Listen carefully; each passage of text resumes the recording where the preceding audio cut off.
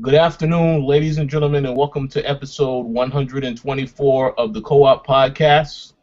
I'm your host, Richard Bailey Jr., and today I'm joined by Mr. Gary A. Swaby. What's up, Gary? Yo, what's up? Shouts to those masks scaring away our live viewers. Yeah, let's get to it. Yes. Mr. Charles Singletary. What's up, Charles? What's good, everybody? Glad to be back. Yes. Mr. Jake James Lugo. What's up, Mr. JJ? I'm doing good, man. Hope everybody's doing well. Gonna have a fun podcast today. And we also have our special guest, but he's not really a special guest because he's been on this show, Mr. Anthony Frazier. What's up, Anthony? What's up, man? Just shout out to all the fans out there. We still love y'all, even though y'all hate, man. It's all love. Oh, yeah, so we're going to do this a little bit quicker than we normally do because I think we got a couple of topics to talk about this week. First off, I want to ask you guys what you've been playing. How about you go first, Anthony? Have you been playing anything? Why you say it like that? So anyway, how you even playing anything, bro? What you been playing? You ain't been playing shit. No, that's true. I ain't been playing shit, man. Like, I just been basically engulfed in E3 material on the website, just catching up on a lot of what I missed during E3. I was able to see the conferences, but I wasn't able to catch a lot of the small other news that kind of slipped through the cracks. So while in between working and just regular life stuff, been dealing with that, but also just been enjoying, me and my brother been kind of like playing The Witcher 3. So I'm just enjoying, going through that adventure. And that's about it, man. I can't really say I've been really gaming hard, but that's it. Yeah, I fully understand that. I'm going to just say real quick, I actually have been playing Payday 2. I have a review I'm working on now for the website. I'll just say this. This is, once again, another game that requires competent people who actually know how to play multiplayer because you can't jump in and try and play with others who don't know what they're doing. The computer AI as well.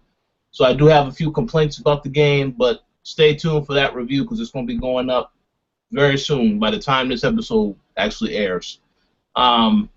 I did start to play a little bit of Arkham Knight as well, but didn't really get into it because, again, I had a very busy week at work. So I got to catch up on that. But that's all I've been playing.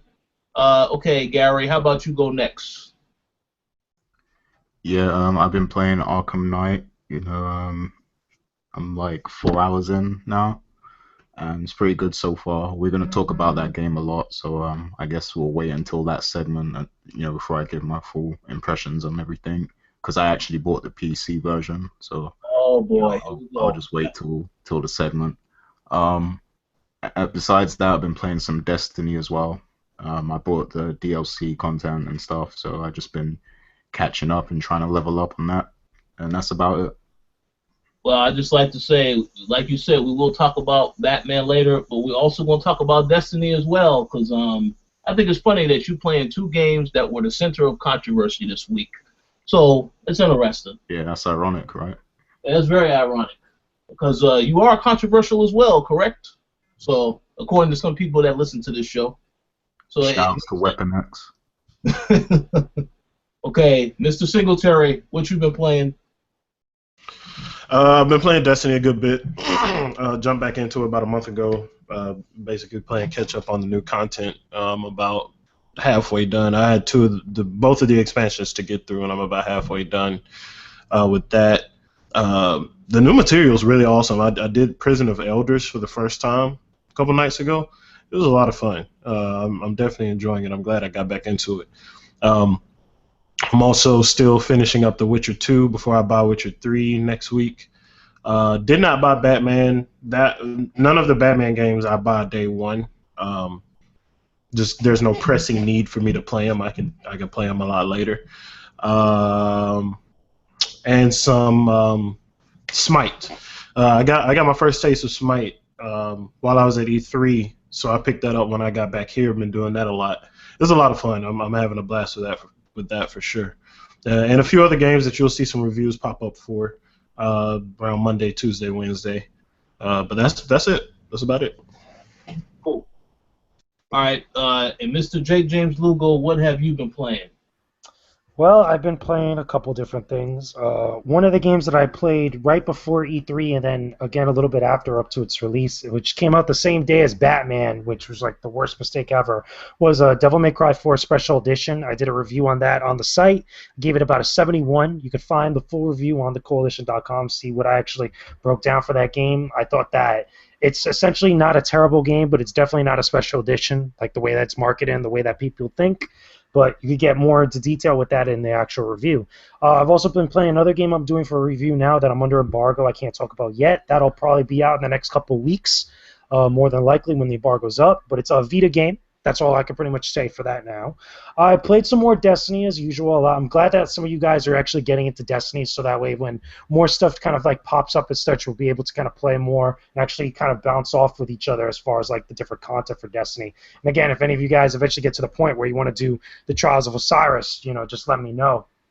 But besides that, also went back to a few other games here and there, both on my Vita and onto my 3DS. Just been playing, again, Smash Brothers, been playing a little bit of like some other PlayStation Plus games, and I even got the PS Plus version of Driveclub, which I haven't really dabbled in it too much, but I kind of just messed with it here and there, just to have on my console. But other than that, just been a busy bug lately. Sounds good. And let me just say, I look forward to hearing more of your thoughts on some of these other games because I didn't know the Vita it still had games. So I was surprised to hear you say that actually. So that's interesting. It's still there. It's still kicking. Yeah, still kicking barely. Yeah. So we're gonna go ahead and jump right into the topics. I know that there was a few thoughts that I know Anthony wanted to get out of the way as far as some stuff that relating to E3 because I know some people missed last week. So how about we just go ahead and start with that before we jump in? I mean, yeah, thank you, Rich. I did miss the podcast last week, and I apologize to all my haters who didn't get a chance to hate me last week, but you can hate me this week. Basically, I mean, really, the biggest gripe I got right now is, of course, Microsoft is kind of laying out their grand vision as far as what they want to do between Windows 10, Xbox Live, and that whole thing. And I can't believe the responses I'm seeing on the internet that, from PC users saying Microsoft better use Steam. Like that's the end-all be-all for PC gaming. Now, while they are the giant in the space right now, I don't get how you can look at Microsoft's vision, first of all, practically port beg for most of Microsoft's first-party titles. Bring it to PC, bring it to PC, bring it to PC. We've been hearing that shit for years from PC gamers, that Microsoft needs to pay more attention to PC, and when they do, they need to bring over some of their really good IP along with it, right? So Microsoft now has the plan to do that, and now people are complaining that, oh, no, nah, you got to bring it on the way we want it served, right? You have to bring it on a Steam plate, but that doesn't fit into the Microsoft ecosystem. I get it, right? So they want Windows 10 to be the end-all be-all. The same way you log into Gmail or any of these Google services using your Gmail account, right? Microsoft wants the same thing, but they want it for everything, not just software, but they want it for the games as well. So that means that Xbox Live is already built into Windows 10. So when you talk about cross-buy, that's one of the features that they're announcing, that, hey, if I bought Killer Instinct already on my Xbox, then when I, get it for PC, I don't have to rebuy it on PC because I already bought it. And then they're talking about cross-play as well. So knowing that Microsoft are talking about these features and gamers are getting, really excited about it, it just really baffles me how entitled the PC community is, saying, no, you don't have, it's not just that, you have to put it on Steam. I don't get that shit. Why do they have to put it on Steam? I feel like, PC gamers are more entitled than PS4 fanboys, at this point. And that's just that's a little rant that I had. And if you're not a PS4 fanboy, there's no reason for you to get mad at that statement. Wait, I actually have beef for that statement, not specifically on that angle. Okay. But more so because console gamers in general are more entitled. I don't know why you just pointed out the Sony guys, but console guys are significantly more entitled than PC gamers. Mm-hmm. When you think back the last year, you can think of maybe 3 specific events where PC gamers got up in arms about something, but we've been constantly dealing with frame rate this, 1080p, 720p that, like every couple weeks. That's true. When it comes to the console gamers. So, and on the point of this topic, I don't agree that they should be up in arms like they are, but I understand being concerned with Microsoft bringing their ecosystem to PC gaming instead of jumping on Steam for a couple reasons. One, Microsoft hasn't had the best track record when it comes to PC implementation. They've done the whole Xbox Live Arcade thing before, and it rubbed people the wrong way. So I understand the issues now, but what they don't understand, the people that have an issue with it, is that it's a completely different team with a completely different focus right now. That I feel will bring something good to the PC Xbox One partnership. I figure they'll get over that real soon. Definitely before the year's out. They'll get over it. And the and the thing is, I agree with you on the entitlement part as far as like console gamers. The reason why I'll point out PS4 because they're a little bit more vocal, right? Whereas if like let's just say something a game the whole 1080p versus 900p argument, I mean a lot of that concern has come from people who don't even own that console, or presumably, right?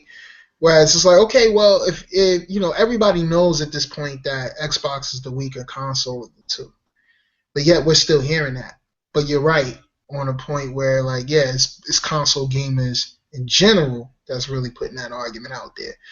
And I do understand that while PC gamers are mad because the games for Windows Live thing that happened, years ago, and I understand the heartbreak that program had. But like Charles just mentioned, like this is something completely different, completely new, and it's actually built into the operating system.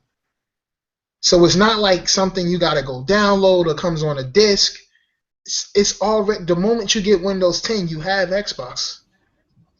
Yeah. So, I just think it's a whole different vision, like you said, and people just need to give it a shot. Like I understand the grief, but at the same time, like like you can't, when you give people an inch, they then they want to take a yard. Like you got exclusive games coming to the PC now. You got exclusive Microsoft's exclusive IP, and you got cross-buy situations now. And now they giving it more focus. Like, come on, like, how much y'all want them to do? Like, they doing everything to walk back some of the grief that they cause people. So, I was just a little upset reading that stuff. I'm like, damn, man, y'all been crying for years for this shit. Now that you get it, it's not delivered in the way you want it. Like, I don't get it. Like, so that was just my little mini rant. It wasn't nothing too serious. I'm pretty sure I got something else with some other topics. So that's it, Rich. Okay.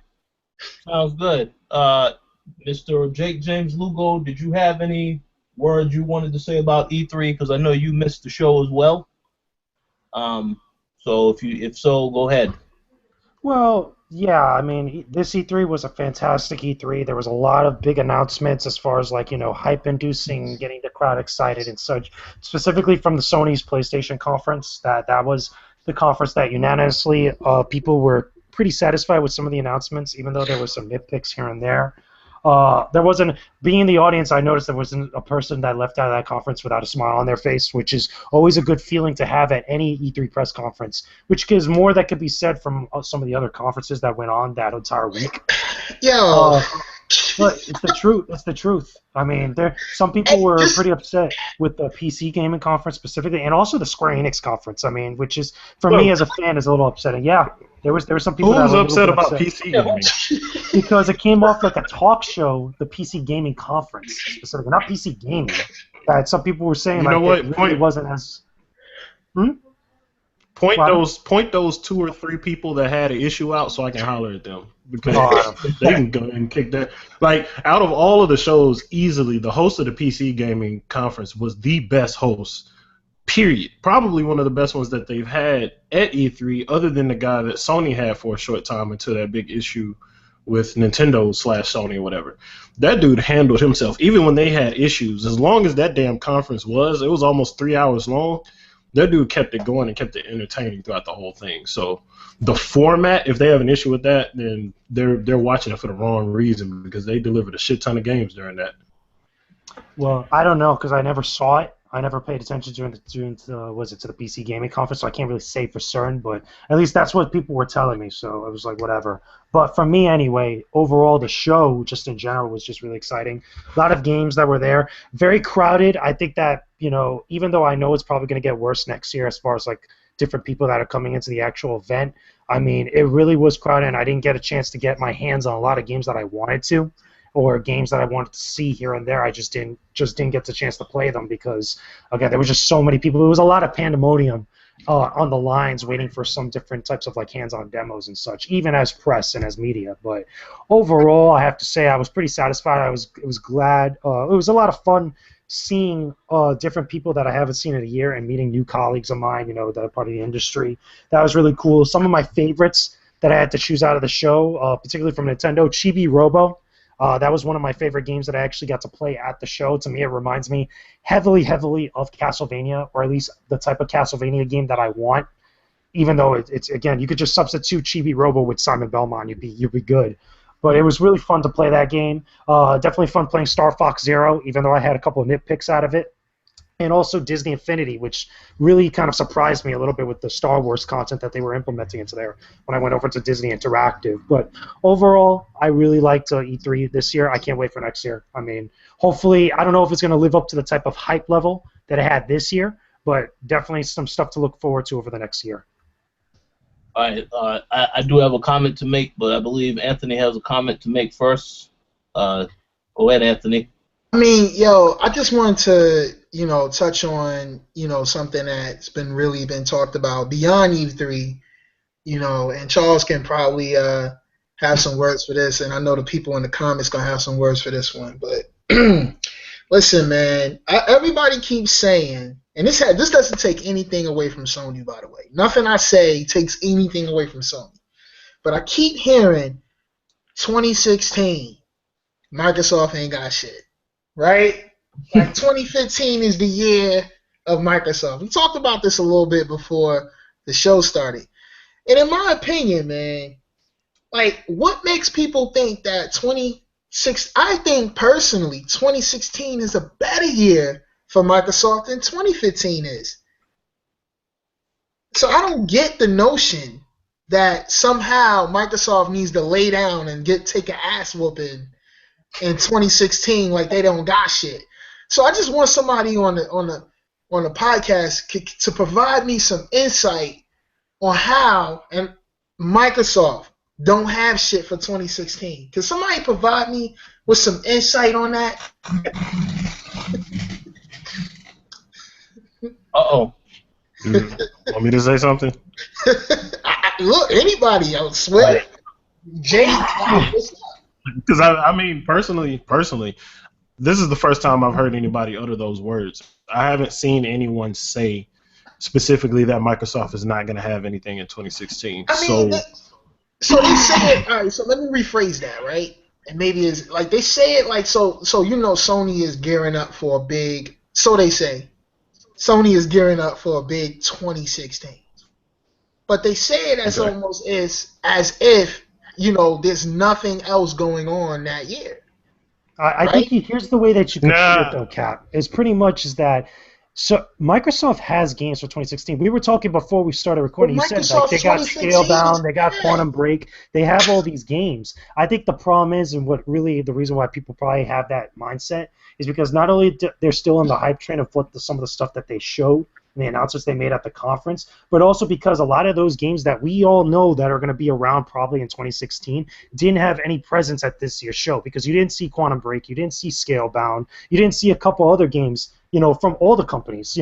Every company had a few games at least that people know about, but they just didn't have any presentations for them at this year's E3, which more than likely next year's show they're going to have it, if not Gamescom, which is like right around the corner. Or TGS. Microsoft already announced that they were going to be. There's a bunch of games that weren't there this year that are going to be at Gamescom, and ideally so, because a lot of those are European-based developers that are just making games for international release and such. So that only makes sense. They're coming, but it is. So I know they're coming, right? So I have no doubt in that. It was just more so just like, yo, like, what's going on here? Like, I feel like everybody wins at this point, but it just feels like right now, I feel like when someone's in the lead, and this goes for anybody, like, it makes it seem like nobody else can, with the exception of Nintendo, they can just bow out gracefully. But they make it seem like nobody else has anything going on. And this is my personal opinion right now. I think 2015 from Microsoft is pretty ass. That's just my point.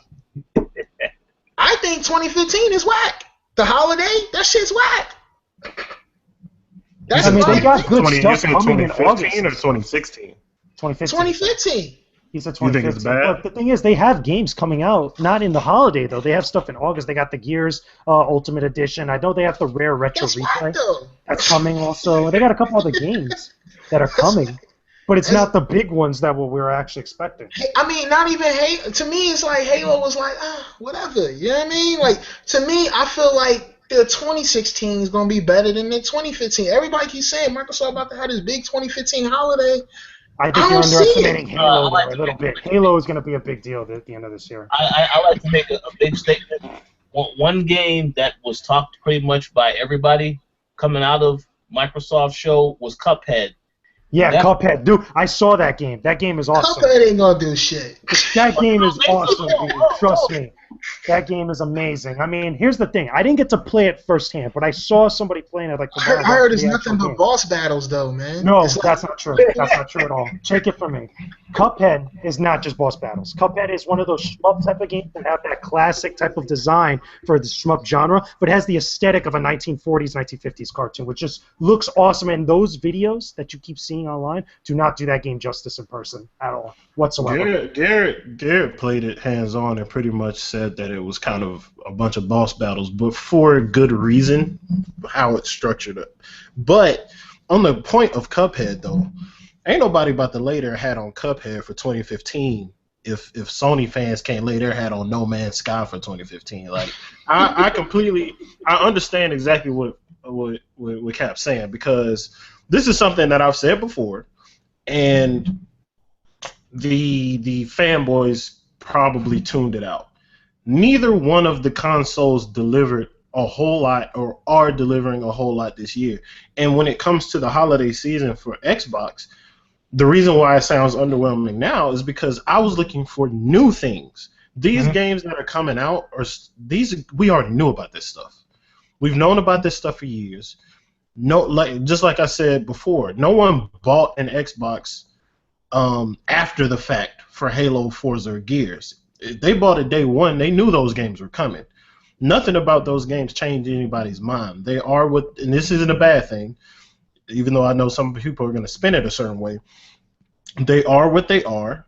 They don't have to do anything genre-defining in either one of those games, whether it be Forza, Gears, or Halo. And they'll execute the way they're supposed to, which is deliver at least a decent single player, as far as Gears and Halo goes, and a fantastic multiplayer for the community to keep playing for years and years on end. That's all they got to do. Now, as far as games, new games, I'm excited for Fable Legends, but I'm going to play that probably way after the fact. I'm not going to buy an Xbox for that. And if I'm not mistaken, that's on PC too, right? I'm never playing that. I'm going to play it. I'm looking forward to it. I think I'm going to enjoy it. I don't know how long I'm going to enjoy it, but I'm going to play it. But I feel you on 2015. There have been, but we got to look at how early in the lives of these consoles it is right now. Because if we compare it to if we compare it to the PS3 and the 360, is not that far off base as far as what's been coming out. So I'm and then 2016 we don't have no set release dates on nothing in 2016. Like we know that Street Fighter is gonna come out next year and Uncharted gonna come out next year as far as Sony goes, and with Microsoft I would assume the next Gears is gonna come out next year. Yeah. And Quantum Break is gonna come out next year. Crackdown. Yeah, is it going to do we know though? Because we haven't seen gameplay for that. I'm expecting to hear something. That's why Gamescom. That's why I think them splitting the conference up was the stupidest idea. Like I get it, but yo, honestly, man, like I just don't. I get it, but then I don't. You know what I mean? I feel like E3 was the time to tell everybody, what's coming. Throw some, give us some hope. A lot of the shit that they showed could have been cut. Like, we didn't need to see HoloLens. We didn't need to see that. It was cool, but we didn't need to see it. Here's the thing. Like I said last week on the show, I would have at least thought there would have been some type of update on these games just to stay with the format of what happened last year. You showed us, you introduced these games last year, so give us an update at the show. But they said, no, let's wait till Gamescom, so I don't know. Yo, man, listen, man, Quantum Break has been pushed back, delayed. Like, we don't see shit for this game. Like, yo, this game is going to be... I'm have so much hope for this game, but I got a feeling that this shit's ass. Like, back in the back of my mind, I just got that feeling, man. Like, Remedy always kind of sort of delivers, but I'm really like... Come on, like y'all could have showed something at E3, like Gamescom, man. Like I get the hype behind it, like I get it, but then I just like you could have showed Cuphead could have been at Gamescom. Fuck all that, yo. Put your shit on a stage, yo, on the main stage for the world to see, for gamers to see. That yo, you got some shit coming, man. Yeah, I guess you didn't like Sea of Thieves either. That's Rare's title. I mean, it was cool. Cause I thought that was dope. Personally, it was cool. I thought that was dope. I'm not hating on that. I like new shit. Like you said, like I like new. Like I'm not gonna hate on something super brand new that's like a AAA thing. So here's the question: what did you think of Sony's Horizon game? I thought that was pretty dope, actually. Yeah. I hope that comes out next year. I think Sony had way better gameplay demos. Like I saw the Tomb Raider demo that happened during the Microsoft conference, and then I saw the 15-minute one that dropped a day later. And I'm like, why the fuck? Yep. Did they show that first one? Like, what? Yeah, I mean, who making the decisions around here? Yeah, like the 15-minute one is the one they should have showed at the conference. Yo, they said, that's okay. No, we ain't got that much time. So and honestly, they did a bad. Even though I think Gears was gonna come out and do, this is me being critical. Y'all know I like Microsoft, but I'm being critical. Like I gotta be critical. Like I feel like the Gears demo, it could have been a lot better, man. Like yo. Honestly, I gotta co-sign you on that one because if you really, in the moment in the conference, I was like, yo, Gears gameplay, and then after the fact, I was like. That shit was like the plainest shit I've ever seen. And it's like it didn't show you, it didn't tease you about anything. Like story wise, there was nothing new gameplay mechanics. Like I don't need nothing like out of this world. So then then visually, I can see if it visually just blew people away, then you don't need that extra stuff. But it looked like just Gears again, and. Yeah, and like I said, that's not a problem. But when you bring something on that stage, it needs. Halo's gameplay demo was dope. It showed the new mechanics with the squad. It showed some story stuff. It teased Master Chief, all of that. That was dope. Gears though, that shit was mad plain. Yo, another thing about Gears too, man. This studio has to prove itself. Now, before we saw this gameplay, everybody would probably say, "Yo, this studio's gonna deliver. It's gonna be crazy."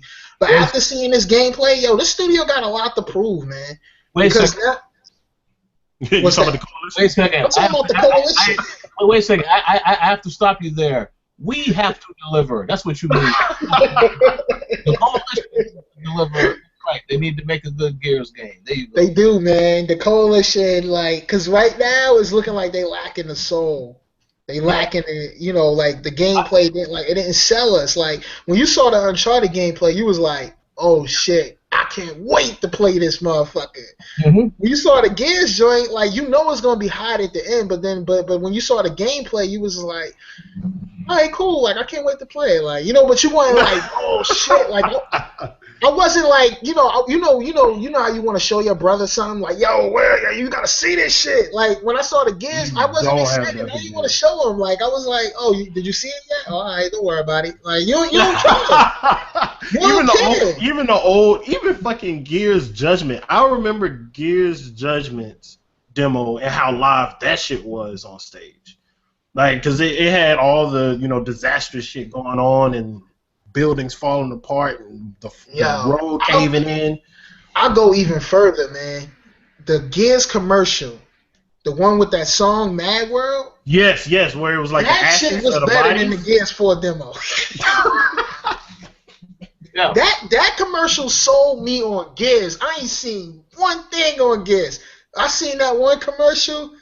I was open. Like that commercial was fire. Yeah, that was a fire commercial. All right, my bad, Rich. You can go ahead. Continue the show. Oh, you're good. So that's it as far as the E3 thoughts. The final thoughts on E3. I'll throw this little nugget in there. I've put it in the article and I've mentioned it a little bit before. But all the people that's bitching about The Last Guardian looking the same, holler at me about these games that don't look anything like they did before. All right, that's it. Hold on.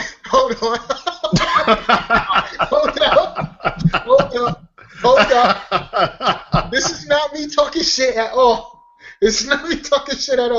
But I said, y'all could go back on the old podcast. Y'all can go back two months, whatever. I sat here on this podcast and said, this game is going to underwhelm, man.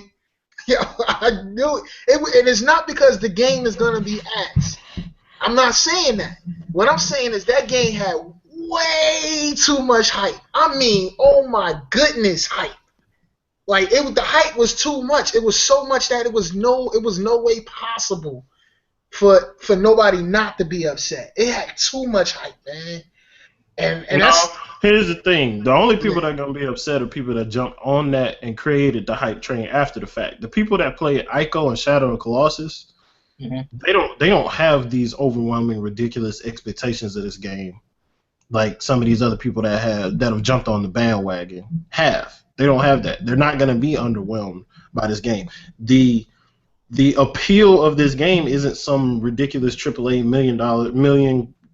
10 million copies sell shit, and people just gonna have to get over that because it's not in that conversation at all. I think it did perfectly fine. The gameplay looked good. It looks like it did when they showed the conceptual gameplay footage, because I don't think that was directly off a console before. That was probably running on a PC. I still think this game. So I think that confirms that this game definitely was canceled.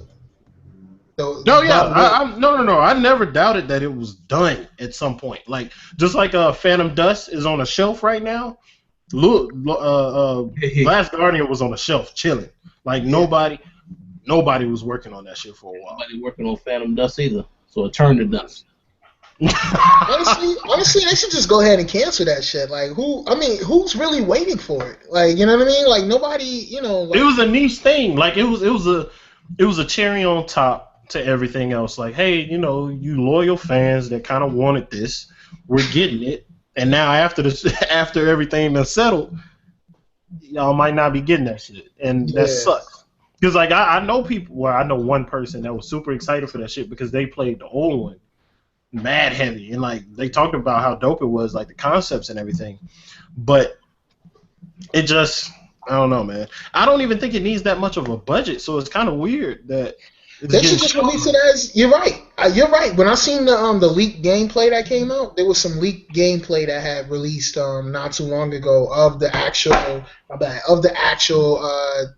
game that the studio was making, and it looked like a very updated Phantom Dust. It looked pretty cool, and I was like, yeah, yo, it looks like it could be a free-to-play game, not like on that level of budget. It doesn't have to be an actual free-to-play. I think the reason why it got canceled is because it looked like a free-to-play game, but it didn't cost like one. So I think that's what they could make that money off of it. Word. Yeah. So, I mean, yeah. I just to close off the E3 topics, I just will say this. There's two things I would like to say. First and foremost, everything I heard about the show this year was awesome. From what I saw at home, it was awesome. However, I do know that there was a lot of complaints about the fact that they let other people into the show, not press, because I saw that Bethesda, Pete Hines, released a statement the other day saying that, Bethesda doesn't know if they're going to have another show next year, but they definitely think that the E3 should only be a press-only event. They don't like all these additional people getting access to the event. And I can understand that because it's supposed to be exclusive. But with that said, I personally don't think that will change because, again, if that's more way for them to market and get more products sold, they're going to make sure they have more fans in there for that purpose. On a quick note, yeah. I agree, but what I think E3 should do is what Nintendo has done, where they have separate experiences for people that are not press. The Nintendo World Championships was a dope idea. I didn't even think it was going to be that great, but I was in there screaming and yelling like everybody else, and it turned out to be pretty dope. But have E3 itself be its own press event, because I understand the frustration. You're trying to get the information out there so people can write up their stuff and get the information out to people and promote it or whatever and criticize it so they can make it better. And allowing fans into that space confuses things and messes up a whole lot. So basically have the E3 Expo like itself be just press. Let press and fans go to the conferences, but as far as the fans go, have the Xbox Fan Fest thing, have the Nintendo World Championships, have something for Sony, have stuff outside of the Expo, completely separate from everything else. Because did you see no, you didn't see it, you weren't there. But Just Cause had their own separate area away from the conference, in this little blocked off, pretty populated spot. Volvo Digital did the same thing also. There was a couple of them that were all over the place that were actually pretty good and fun for people that weren't necessarily on the E3 showroom floor, and I think that's the best way to do it because that's something that gets everybody excited around the time frame of the actual event. But when it comes to actually being on the showroom floor, I think not only does it allow the press really to kind of do their jobs a little bit more diligently and comfortably, but also the PR. Couple of things that I noticed when I actually went to Natsume Games, which are the guys who do Harvest Moon. They actually had me go there for an appointment and such, and while I was going for the appointment, I skipped the line with the actual representative for there. There was all these people that were waiting online to play this game, and they were like really pissed off about it, so they started getting into arguments with the PR reps that were there, and that wasn't just specifically there. It was in a bunch of different other spots that I noticed and heard stories from different journalists that were attending the event. So I think that also will allow them to be a little bit more nicer because, I mean, even if you remember, Charles, when we went to Ubisoft, I had a terrible experience going to the Ubisoft press conference, and a lot of other people did as well. Like my a lot of people, understanding of Ubisoft is that they're always pretty bad about their conferences. Well, this year specifically, I mean, it was different for me than last year because last year I got in and I didn't have an invite for it.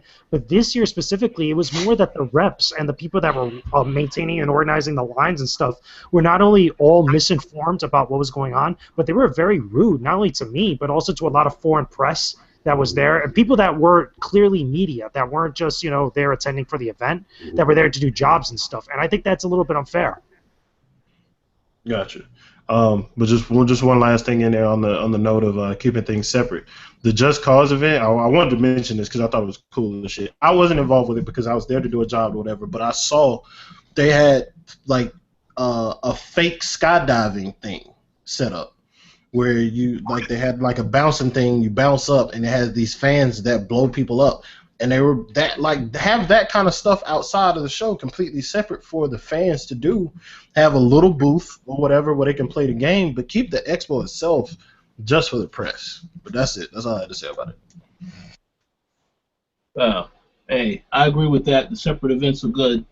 And And just to finally close off this topic, one thing I will say is this, and I think everybody here would agree, no gamer should have any complaints about anything having to do with any games from here on out, because there was a lot of stuff for everybody at this year's show. Even for somebody who wasn't there, I could see, yeah, everybody got something coming to every platform. Doesn't matter if you prefer PlayStation 4 or Xbox One or PC or Nintendo, you all got games coming. So I will hope that people can now focus on games and not try to find controversial things to talk about. But I mean, there's a lot of stuff coming. I know that Anthony said earlier, Microsoft's 2015 lineup is not all that great, and while I do think that you can definitely say it's not as good as it could be, there still is a lot of games dropping this year I'm looking forward to. I'm looking forward to Movie Gear Solid 5. That should be awesome.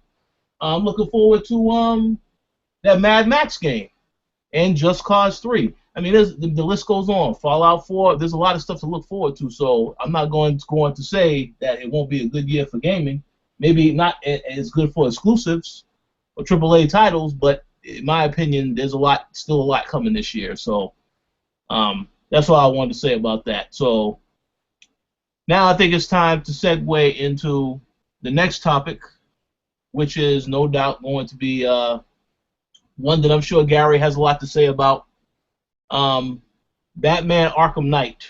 Everybody who has been following what has been going on with this game, Warner Brothers this week, they decided to release the PC version alongside the console versions, and there have been some reports about the PC version having issues. I mean, I don't know if this is true for everybody, because I know Torrance was on the Throwdown the other day, and he was saying that he didn't have any issues. So, Gary, why don't you tell us what the hell is going on with the PC version of Arkham Knight? Okay. Well, I mean, it doesn't really affect everyone as much. I think that most of the issues are for people with AMD cards, because the NVIDIA Works stuff that they put into the game, I think that's conflicting with a lot of AMD cards. But with that being said, there's still issues, if you do have an NVIDIA card too, depending on which one you have also. Me personally, when I first played the game, I did notice a lot of frame rate dips and stuff. But then I optimized the game using NVIDIA settings and stuff, and just tweaked some of the graphics settings a little bit. And since then, it's been running fine for me. The only thing is, when I'm in the Batmobile, sometimes the frame rate dips slightly, but it's not significant enough to cause a problem. So I think a lot of people are blowing it out of proportion, but at the same time, if I had an AMD card and it wasn't working because of some NVIDIA Works stuff, I would be pissed too. So I can see why some people are pissed off. I don't think they should have pulled the game though. I don't think the issues are that bad. There's been games that have released in worse state that will continue. Well, let me ask you a question. Let me ask you a question. You probably answer this directly. I don't know if perhaps Charles may be able to answer this as well, but specifically with Warner Brothers, I want to ask you, Gary, what the hell is going on over at Warner Brothers? Because there was an issue with Mortal Kombat X. So, I mean, what as far as these ports are concerned, are they making the ports themselves, or is another company making these ports? Because I've been hearing conflicting reports about that as well. They actually they outsourced the PC version because they ported it basically. Like they optimized the game for PS4, and I guess they ported it to Xbox and PC. But I guess the PC version was outsourced to some company. But my question is, don't these companies do QA testing anymore? Like, how do they let this stuff slip through the cracks like that? Well, that especially is a good question to ask, because a game of this multitude, you already know that this is a highly anticipated game, a Game of the Year contender, so you definitely need to make sure that everything is taken care of. Now, obviously, certain issues that happen down the road, they are probably going to happen regardless, because, stuff happens. You know, there's patches that are released that are not quite up to date. Rich, no excuse for them. No excuse, man. Didn't this game get pushed back? You know what I mean? Like, what's the excuse, man? It's laziness at this point. It's incompetency. Like, it's really just it's getting to the point where is it a budget issue? Like, you know, like you said, don't they got QA? Like, what's going on here? Like, I would like to know because I would. It's kind of baffling almost. Like, why would this be so fucked up as it is, especially, you know, knowing they had so much time to work on this and really look at every detail and make sure everything was done. Yeah, I got to co-sign that. Like, as profitable as these games are, especially these particular ones, I don't understand how they could. How do you run the game? All you had to do was run one on an NVIDIA graphics card and one on an AMD one. Like, just a couple times, you should have noticed something was wrong. And the testing process for these games, I assume, because they hire people for them, is significantly more rigorous than that. Now, if you took an NVIDIA card, I'm not saying this is what happened, but if y'all took a PC with the NVIDIA thing and did the NVIDIA works and everything and based it all on that, and were surprised when that shit happened with the AMD stuff, like, y'all need to fire some people. Y'all got to switch some stuff up because somebody ain't thinking out there. And it's way too profitable to be cutting corners like this. Even if like the argument is that not many people buy it on PC compared to, but if you're gonna sell it on this platform, then it needs to work like everything else. It's my opinion. Well, I think that the decision to outsource the PC version wasn't a smart decision either. But you know, I agree with everything you guys pretty much said. Even then, like these outsourced people, if you know they get outsourced too, and apparently this is their specialty to do it, which is why it's being outsourced to them. Then it gets sent to you, and that's all you have to do. You don't have to worry about the other versions. Then why can't you get your shit together? That's like your specialty. And if there's an issue there, then they need to outsource to somebody else, or that company needs to fire some people because they can't. You had one job. You had one job, and you couldn't do that one job right.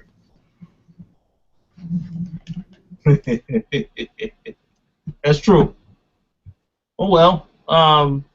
One last thing to jump on this topic. So, you know, do you guys are there any other games you think are going to have this issue? Because, you know, there's a couple other big titles coming out this year. So, do you think that we're going to again encounter these PC issues or console issues?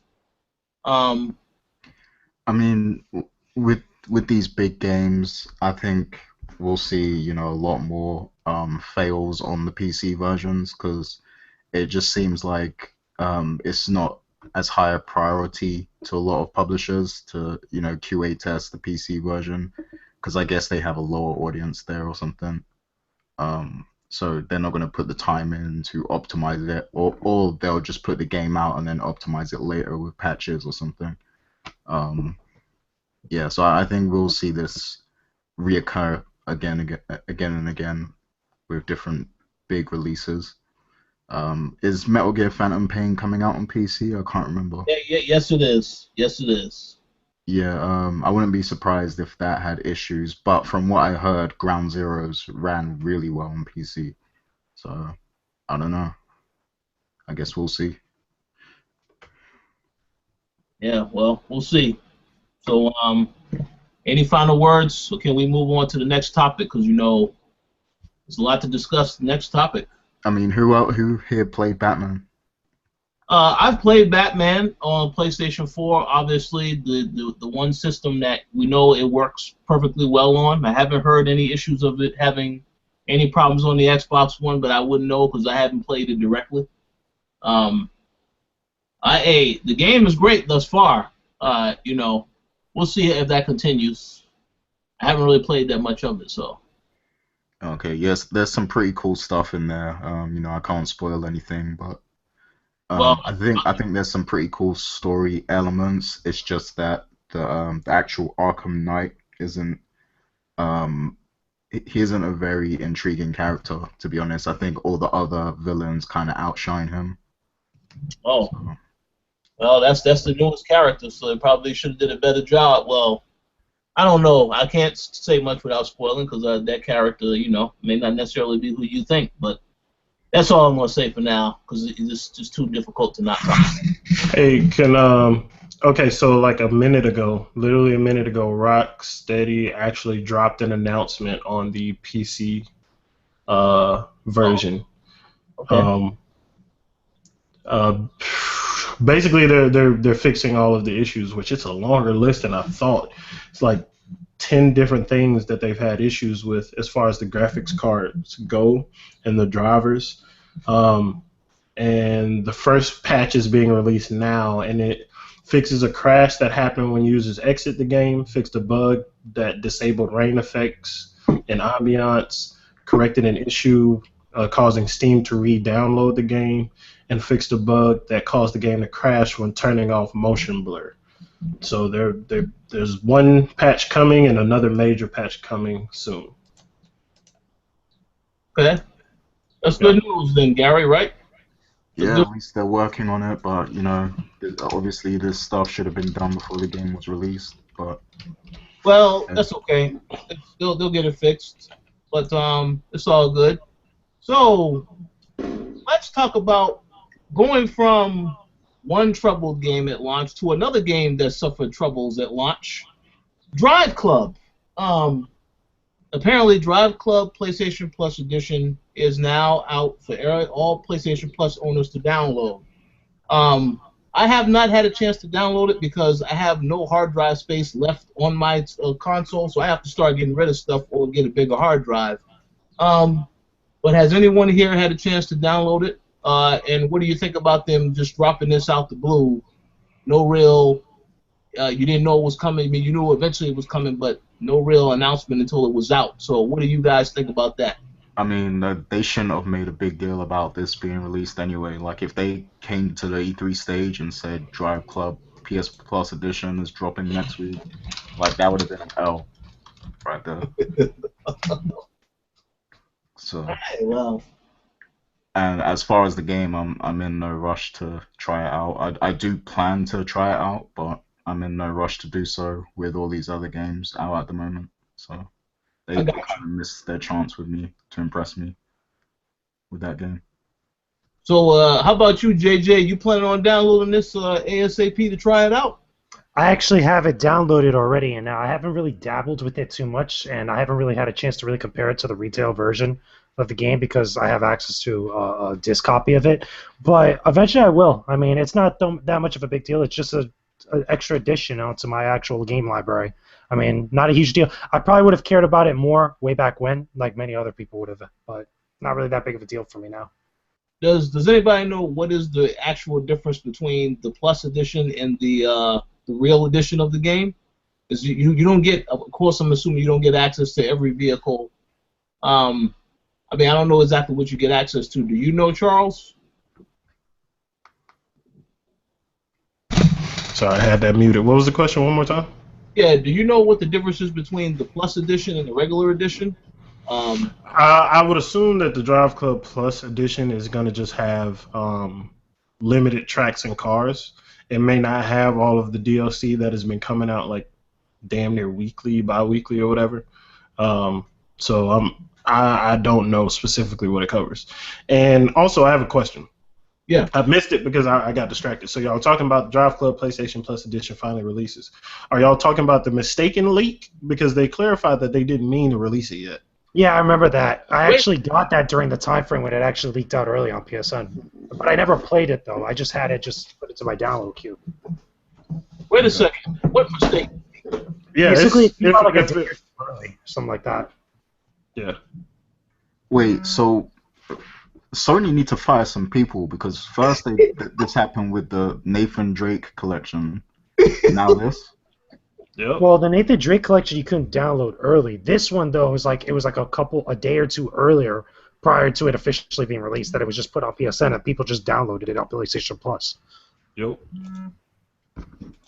That's crazy. Like I'll download mistakes in a matter of weeks. I don't know. I'll download the PlayStation Plus version and see what the differences are because I still have the the other version. Even though I'm not playing Driveclub anymore because of Project Cars. Oh yeah. That joint's fire. Yeah. So since you brought that up, what did you think of Project Cars 2 getting announced? That shit confused the hell out of me, my brother. With it being so soon, and I think it was because I was so spoiled by what they did with Driveclub after the fact. Because when I was playing Driveclub, it was content, new championships, new cars, new tracks, plus the big patch of the weather effects, right? Now, in Project Cars' defense, they didn't have to do all that because their game was a pretty solid package all by itself. I just feel like on a marketing sense, that may hurt your game now because it's early. Like there are people probably still checking reviews or still trying to catch a sale and grab the first Project Cars, but you're already announcing the second one and crowdfunding for it too. Like I like the ideas that they have for it. They're trying to create this whole co-op career thing, which is going to be interesting for a simulation racer. I like the idea, but I would have loved the idea or liked the idea months later when I was completely done playing Project Cars also. It's too soon. Yeah. Well, hey, I haven't played Project Cars yet. I definitely intend to play it, but again, I gotta figure out my hard drive situation. It's too much. There's too many games on that hard drive, so got to do some deleting or just get a new hard drive. We'll see. Any other thoughts on Driveclub or Project Cars 2? From you guys, rest of you guys?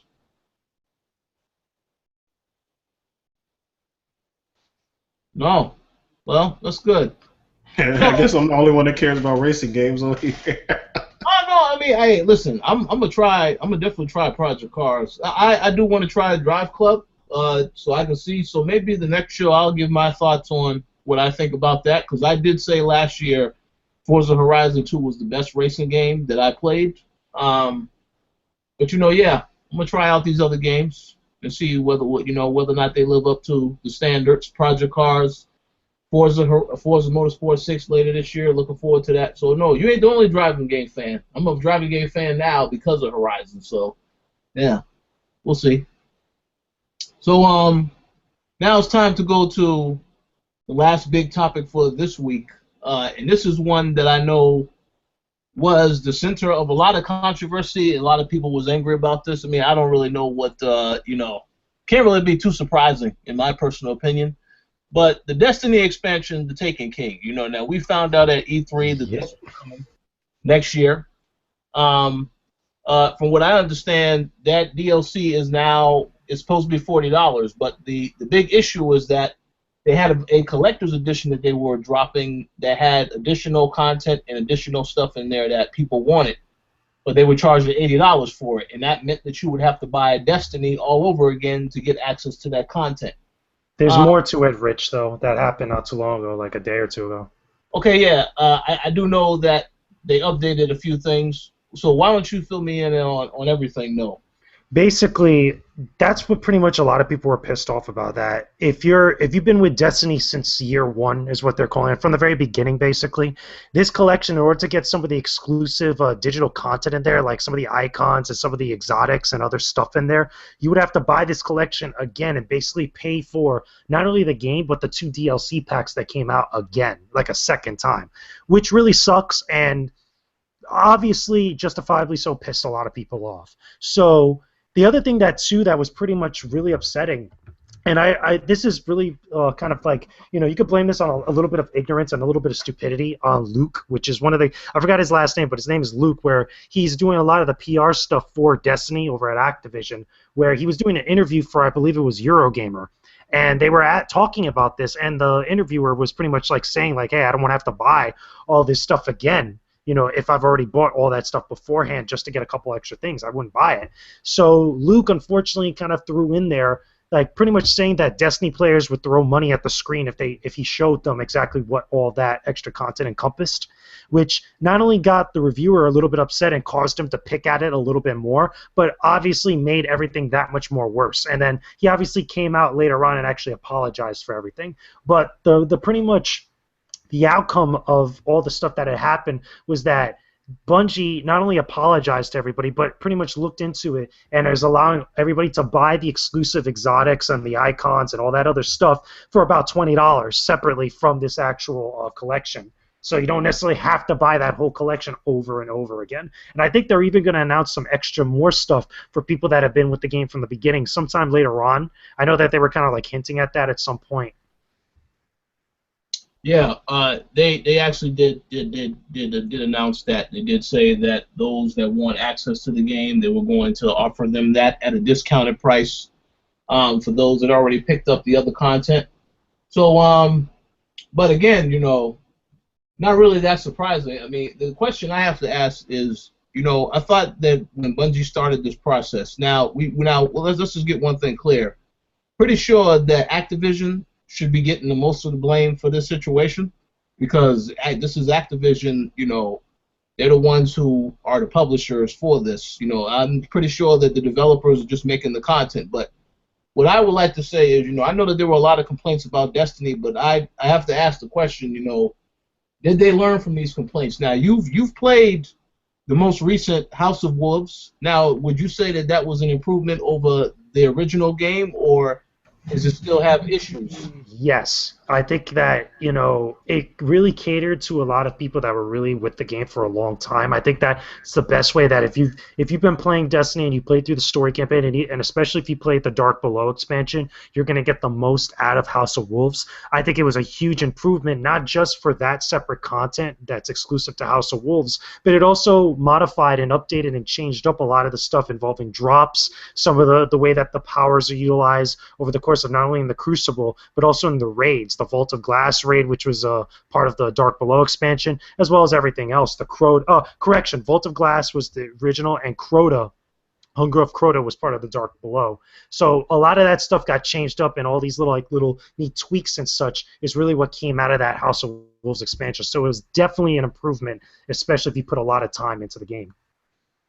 Okay, I got you.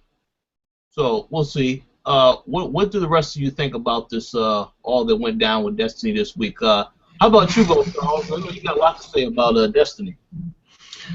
Well, I feel like I need to get paid by some of these companies to just sit in on some of these meetings and everything that they have and point out things that should be incredibly obvious to them when they obviously miss over it. Like, how is there not a person when they start talking about these collector's editions in that room? Like, hey, what about the people that already have it? You know, the people that have been playing it, and we probably wouldn't have a game to add an expansion to without those people. What about those people? Like, how no one asked that question? How they just skim completely over that fact? But it's beside the point. You know, if y'all want to send me a job offer, hit my email.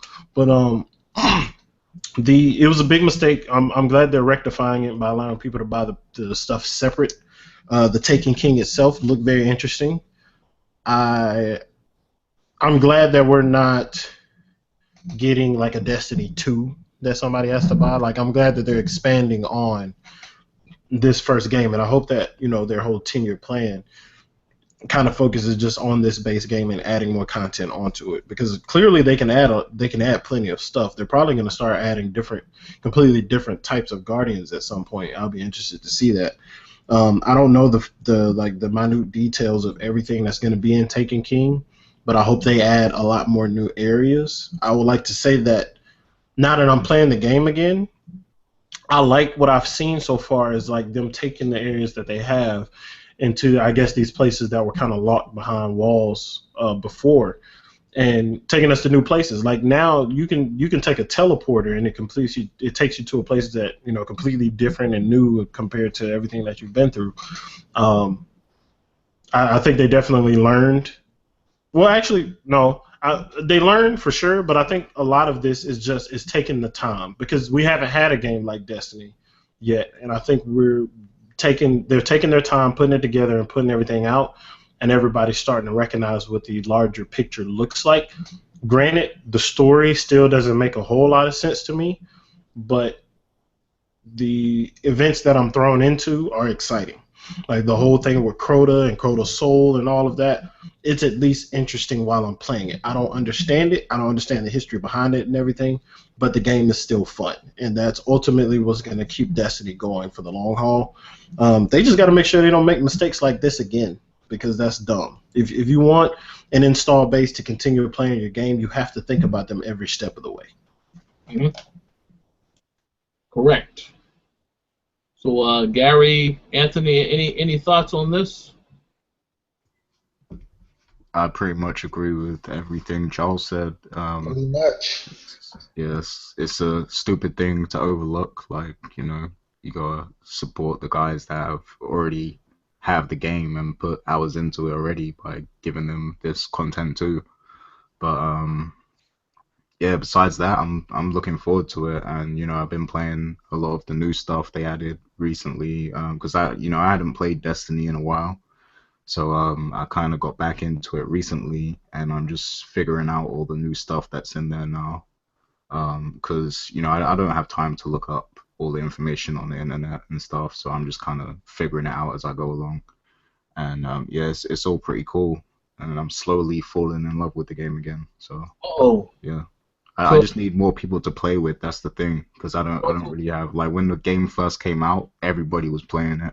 So you know, I could hop into fire teams and you know, run through missions and nightfalls and stuff like that. But now, you know, there's not so many people playing, so I'm having a tough time getting fire teams to run through different missions and strikes and stuff like that. So yeah, having a continuous team to play with would be good. But besides that, yeah, I'm looking forward to the new content. And like Charles said, it's good that, you know, they're supporting this game instead of bringing out a new one, you know, a year later or something. Hey. But I do expect a new one is coming soon, like next year maybe or something. Yeah, I was just about to say, you already know the 2016 that will be coming out. Yo, so this is related but not so related, right? I know Charles had mentioned Sea of Thieves earlier. What I read, it's supposed to be basically just like Destiny. Is that a good thing or a bad thing? Wait a second. How? What's supposed to be like Destiny? How is that Like Sea of Thieves is borrowing the gameplay, like not like the setup, like the way the game is structured. They basically borrowing it heavily from Destiny. When was that said? I have to find an article, but that's what I read. That's where a lot of the inspiration had came from for the online. I can't even imagine that. Looking at the gameplay that we were shown, I can't imagine that existing in the format that Destiny has, where it's a lot of different instances, which is basically their planets or different instances, like a online RPG would be set up. I can't imagine Sea of Thieves being like that. It seemed more open and customizable than Destiny is.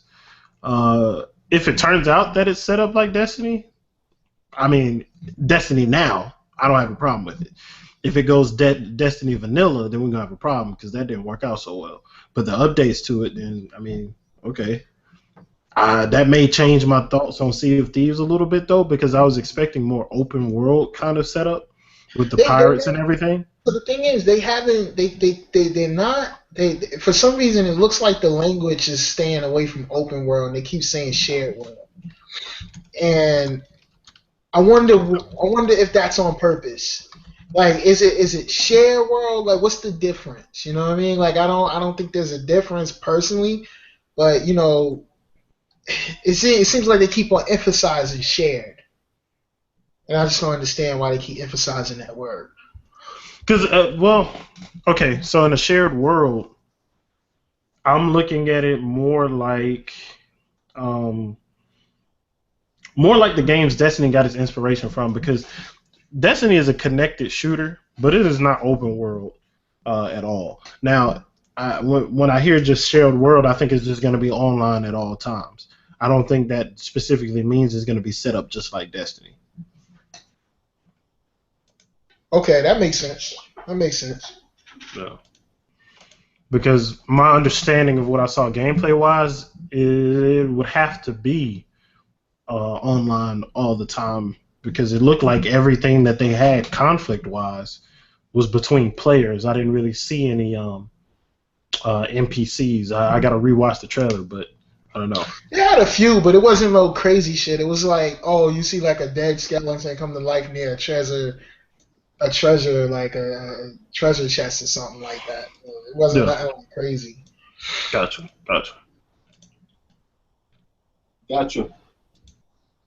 So, any final words on Destiny? Or are we all set? Yeah, I think we're done with Destiny. As for you, Gary, I know you said you're looking for players. I will gladly jump back into Destiny, but not before I finish Batman and The Witcher. That's all I'm playing right now. So, but yeah, I think. I know Charles and JJ play, so I got to hook up with them sometime. That's right. Should do that. I mean, we played before, Gary. I remember we did a couple of last missions week. that you did. Got you some leveled up and some loot. So you playing Destiny on PS4? Yeah. No, I was talking about Gary. Yep. Yeah. Oh, I must not be friends with you on PS4, because I pretty much keep tabs on everybody that's playing it on the PS4 and invite people to fire teams and stuff. So I guess I'm gonna have to add you, man, because I play it.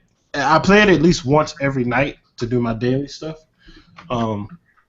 Yeah, And I guess we don't play at the same times because of the time difference. Maybe I don't know. We'll figure it out. We'll get it together. Yeah, they'll figure it out. They'll get it together. But that concludes this week's show. Wasn't really that many topics to talk about. Pretty sure that there will be other stuff to talk about in the future. But does anybody have any final shout-outs they'd like to give? How about you go first, Anthony? I guess, just shout out to all the people listening. I know I'm gonna have a lot of critics, but it is what it is. I think I did pretty well on a balanced argument this episode. Shout out to all the fans who won the Terminator contest. I hope you enjoy your gifts, and just shout out to all the cast members here, man. Always enjoy coming on the show, talking with everybody. Hit me up on Twitter at Anthony Frazier. I'm pretty sure it'll be in the post if you go on to coalition.com or Swift will link it up. And that's it. Okay. How about you, Mr. Jake James Lugo? Any final words, shout-outs? Yeah, just shout out to everybody listening. Everybody who's supported the coalition and such. You guys keep allowing us to do what we love to do, and we'll keep bringing you guys some good content. Big shout outs and big thanks to a couple of people that I actually met at E3, over the course of the entire week. I have to give big shout-outs over to Rakib over on Twitch. He's doing big things over there. My friend HMK, it was his actual first E3 this year, so it was really exciting to actually experience the event with him over there and actually check out all the cool stuff the E3 had to offer. Same thing to Essa Fung. It was really nice to meet him. He's a big Viner with a huge, huge following. A lot of cool guys I met over there. My co-host of the All-Star podcast, Peter Lopez. Again, first time I was actually meeting him in person.